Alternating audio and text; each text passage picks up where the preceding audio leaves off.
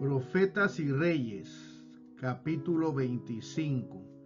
El llamamiento de Isaías.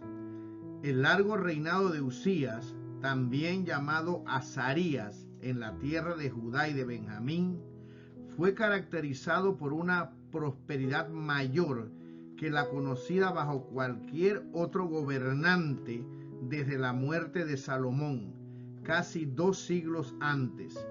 Durante muchos años el rey gobernó con discreción. Gracias a la bendición del cielo, sus ejércitos recobraron parte del territorio que se había perdido en años anteriores. Se reedificaron y fortificaron ciudades y quedó muy fortalecida la posición de la nación entre los pueblos circundantes. El comercio revivió y afluyeron a Jerusalén la riqueza de las naciones. La fama de Uzías se extendió lejos porque se ayudó maravillosamente hasta hacerse fuerte. Segunda de Crónicas, capítulo 26, versículo 15. Sin embargo, esta prosperidad exterior no fue acompañada por el correspondiente reavivamiento del poder espiritual. Los servicios del templo continuaban como en años anteriores y las multitudes se congregaban para adorar al Dios viviente, pero el orgullo y el formalismo reemplazaban gradualmente la humildad y la sinceridad. Acerca de Uzías mismo hallamos escrito: cuando fue fortificado, su corazón se enalteció hasta corromperse, porque se rebeló contra Jehová su Dios. El pecado que tuvo resultados tan desastrosos para Uzías fue un acto de presunción, violando una clara orden de Jehová de que ninguno sino los descendientes de Aarón debía oficiar como sacerdote. El rey entró en el santuario para quemar sahumerios en el altar. El sumo sacerdote Azarías y sus compañeros protestaron y le suplicaron que se desviara de su propósito. Le dijeron: has prevaricado y no te será para gloria. Uzías se llenó de ira porque se le reprendía así a él, que era el rey, pero no se le permitió profanar el santuario contra la protesta unida de los que ejercían autoridad. Mientras estaba allí de pie, en airada rebelión, se vio repentinamente herido por el juicio divino. Apareció la lepra en su frente. Huyó espantado para nunca volver a los atrios del templo. Hasta el día de su muerte, algunos años más tarde, permaneció leproso, como vivo ejemplo de cuán insensato es apartarse de un claro: así dice Jehová. No pudo presentar su alto cargo ni su larga vida de servicio como excusa por el pecado de presunción con que manchó los años finales de su reinado y atrajo sobre sí el juicio del cielo. Dios no hace acepción de personas, mas la persona que hiciere algo con altiva mano, así el natural como el extranjero, a Jehová injurió, y la tal persona será cortada de en medio de su pueblo. Números capítulo 15, versículo 30. El castigo que cayó sobre Uzías pareció ejercer una influencia refrenadora sobre su hijo. Joatán, llevó pesadas responsabilidades durante los últimos años del reinado de su padre y le sucedió en el trono después de la muerte de Uzías. Acerca de Joatán quedó escrito: y él hizo lo recto en ojo de Jehová, hizo conforme a todas las cosas que había hecho su padre Uzías. Con todo eso, los altos no fueron quitados, que el pueblo sacrificaba aún y quemaba perfumes en los altos. Segunda de Reyes, capítulo 15, versículos 34 y 35. Se acercaba el fin del reinado de Uzías y Joatán estaba ya llevando muchas de las cargas del estado, cuando Isaías, hombre muy joven del linaje real, fue llamado a la misión profética. Los tiempos en los cuales iba a tocarle trabajar estarían cargados de peligros especiales para el pueblo de Dios. El profeta iba a presenciar la invasión de Judá por los ejércitos combinados de Israel septentrional y de Siria. Iba a ver las huestes asirias acampadas frente a las principales ciudades del reino. Durante su vida iba a caer Samaria y las 10 tribus de Israel iban a ser dispersadas entre las naciones. Judá iba a ser invadida una y otra vez por los ejércitos asirios y Jerusalén iba a sufrir un sitio que sin la intervención milagrosa de Dios habría resultado en su caída. Ya estaba amenazada por graves peligros la paz del reino meridional. La protección divina se estaba retirando y las fuerzas asirias estaban por desplegarse en la tierra de Judá. Pero los peligros de afuera, por abrumadores que parecieran, no era tan grave como los de adentro. Era la perversidad de su pueblo lo que imponía al siervo de Dios la mayor perplejidad y la más profunda depresión. Por su apostasía y rebelión, los que debieran haberse destacado como portaluces entre las naciones estaban atrayendo sobre sí los juicios de Dios. Muchos de los males que estaban acelerando la presta destrucción del reino septentrional y que habían sido denunciados poco antes en términos inequívocos por Oseas y Amós, estaban corrompiendo rápidamente el reino de Judá. La perspectiva era particularmente desalentadora en lo que se refería a las condiciones sociales del pueblo. Había hombres que en su deseo de ganancias iban añadiendo una casa a otra y un campo a otro. Isaías capítulo 5 versículo 8. La justicia se pervertía y no se manifestaba compasión alguna hacia los pobres. Acerca de estos males Dios declaró: el despojo del pobre está en vuestras casas, que majáis mi pueblo y moléis las caras de los pobres. Isaías 3 versículos 14 y 15.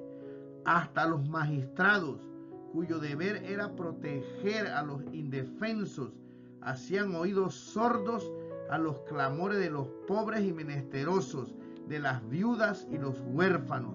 Isaías 10 versículos 1 y 2. La opresión y la obtención de riquezas iban acompañadas de orgullo y apego a la ostentación, groseras borracheras y un espíritu de orgía. En los tiempos de Isaías, la idolatría misma ya no provocaba sorpresa. Isaías capítulo 2, versículo 8, versículo 9 y versículo 11. Isaías capítulo 3, versículo 16, versículo 18 al 23. Isaías capítulo 5, versículo 11, versículo 12, versículo 22. Isaías capítulo 10, versículo 1 y versículo 2. Las prácticas inicuas habían llegado a prevalecer de tal manera entre todas las clases que los pocos que permanecían fieles a Dios estaban a menudo a punto de ceder al desaliento y a la desesperación. Parecía que el propósito de Dios para Israel estuviese por fracasar y que la nación rebelde hubiese de sufrir una suerte similar a la de Sodoma y Gomorra.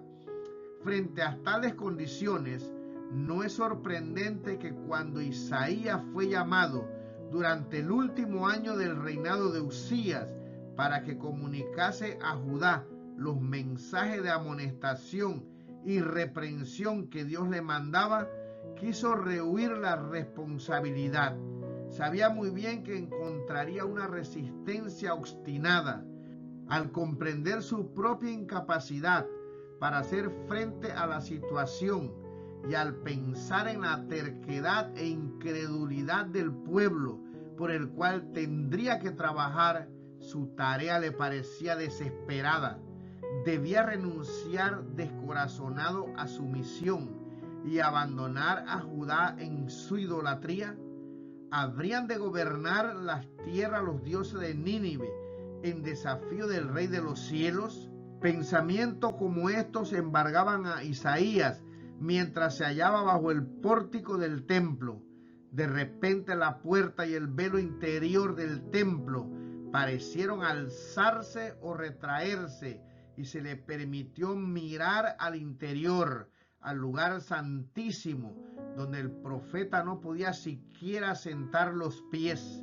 Se le presentó una visión de Jehová sentado en un trono elevado, mientras que el séquito de su gloria llenaba el templo. A ambos lados del trono, con el rostro velado en adoración, se cernían los serafines que servían en la presencia de su Hacedor y unían sus voces en la solemne invocación: Santo, Santo, Santo, Jehová de los ejércitos, toda la tierra está llena de su gloria. Isaías capítulo 6, versículo 3. Hasta que el sonido parecía estremecer las columnas y la puerta de cedro y llenar la casa con su tributo de alabanza. Mientras Isaías contemplaba esta revelación de gloria y majestad de su Señor, se quedó abrumado por un sentido de la pureza y la santidad de Dios. Cuán agudo contraste notaba entre la incomparable perfección de su Creador y la conducta pecaminosa de aquellos que, juntamente con él mismo, se habían contado durante mucho tiempo entre el pueblo escogido de Israel y Judá. ¡Ay de mí!, exclamó, que soy muerto, que siendo hombre inmundo de labios y habitando en medio de pueblo que tiene labios inmundos, han visto mis ojos al Rey Jehová de los ejércitos. Estando, por así decirlo, en plena luz de la divina presencia en el santuario interior, comprendió que si se le abandonaba a su propia imperfección y deficiencia, se vería por completo incapaz de cumplir la misión a la cual había sido llamado. Pero un serafín fue enviado para aliviarle de su angustia y hacerle idóneo para su gran misión. Un carbón vivo del altar tocó sus labios y oyó las palabras: he aquí que esto tocó tus labios, y es quitada tu culpa y limpio tu pecado. Entonces oyó que la voz de Dios decía: ¿a quién enviaré y quién nos irá? E Isaías respondió: heme aquí, envíame a mí. El visitante celestial ordenó al mensajero que aguardaba: anda y di a este pueblo, oíd bien y no entendáis, ved por cierto, mas no comprendáis. Engruesa el corazón de aqueste pueblo y agrava sus oídos y ciega sus ojos, porque no vea con sus ojos, ni oiga con sus oídos, ni su corazón entienda, ni se convierta y haya para él sanidad. Era muy claro el deber del profeta. Debía elevar la voz en protesta contra los males que prevalecían, pero temía emprender la obra sin que se le asegurase cierta esperanza. Preguntó: ¿hasta cuándo, Señor? ¿No habrá ninguno entre tu pueblo escogido que haya de comprender, arrepentirse y ser sanado? La preocupación de su alma en favor del errante Judá no había de ser vana. Su misión no iba a ser completamente infructuosa. Sin embargo, los males que se había estado multiplicando durante muchas generaciones, no podía eliminarse en sus días. Durante toda su vida habría de ser un maestro paciente y valeroso, un profeta de esperanza, tanto como de condenación. Cuando estuviese cumplido finalmente el propósito divino, aparecerían los frutos completos de sus esfuerzos y de las labores realizadas por todos los mensajeros fieles a Dios. Un residuo se salvaría. A fin de que esto sucediera, los mensajes de amonestación y súplica debían ser entregados a la nación rebelde, declaró el Señor, hasta que las ciudades estén asoladas y sin morador, ni hombres en las casas, y la tierra sea tornada en desierto, hasta que Jehová hubiera echado lejos los hombres y multiplicar en medio de la tierra la desamparada. Los grandes castigos que estaban por caer sobre los impenitentes, guerra, destierro, opresión, pérdida de poder y prestigio entre las naciones, acontecerían para que pudiese inducir al arrepentimiento a aquellos que reconociesen en esos castigos la mano de un Dios ofendido. Las 10 tribus del reino septentrional iban a quedar pronto dispersadas entre las naciones, y sus ciudades serían dejadas asoladas. Los destructores ejércitos de las naciones hostiles iban a arrastrar la tierra vez tras vez. Al fin la misma Jerusalén caería y Judá sería llevado cautivo, y sin embargo la tierra prometida no quedaría abandonada para siempre. El visitante celestial aseguró a Isaías, pues aún quedará en ella una 10ª parte, y volverá bien, que habrá sido asolada como el olmo y como el alcornoque, de los cuales en la tala queda el tronco. Así será el tronco de ella, la simiente santa. Esta promesa del cumplimiento final, que había de tener el propósito de Dios, infundió valor al corazón de Isaías. ¿Qué importaba que las potencias terrenales se alistasen contra Judá? ¿Qué importaba que el mensajero del Señor hubiese de encontrar oposición y resistencia? Isaías había visto al Rey, a Jehová de los ejércitos. Había oído el canto de los serafines. Toda la tierra está llena de su gloria. Había recibido la promesa de que los mensajes de Jehová al apóstata Judá irían acompañados con el poder convincente del Espíritu Santo, y el profeta quedó fortalecido para la obra que le esperaba. Durante el cumplimiento de su larga y ardua misión, recordó siempre esa visión. Por 60 años o más estuvo delante de los hijos de Judá como profeta de esperanza, prediciendo con un valor que iba siempre en aumento el futuro triunfo de la iglesia.